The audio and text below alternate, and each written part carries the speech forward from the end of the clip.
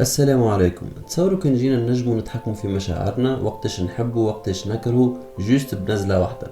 من الاول تقول اكيد حاجة باهية، ما عادش نتعبوا باش نتجاوزوا علاقات، تو سامبلومون نجمو نبدلوا المحبة هذيك بكره وفي الموضوع.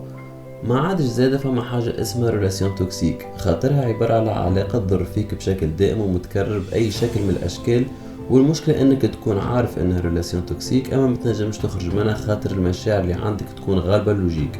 نجمو زادا ما عادش نتعبوا برشا من الفراق العزاز علينا والا كي يتوفى لنا شكون، لكن الحقيقة انها ماهيش حاجة باهية برشا كما تظهر، على خاطر اهم حاجة باش تتفقد اللي هي مصداقية المشاعر. دونك ما عادش فما مشاعر اوتنتيك، وقتها ما عادش تنجم تضمن انه فما شكون يحبك بالحق، خاطر ينجم في اي وقت يبدل الحب هذاك بكره مادام هو زاد ينجم يتحكم في المشاعر متاعو.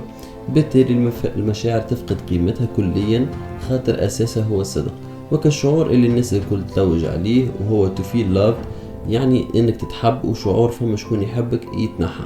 الثقة زادة بين العباد تتنحى، خاطر اللي عطيته ثقتك اليوم خاطرك تعرفه يحبك غدوة ينجم يصبح يكرهك.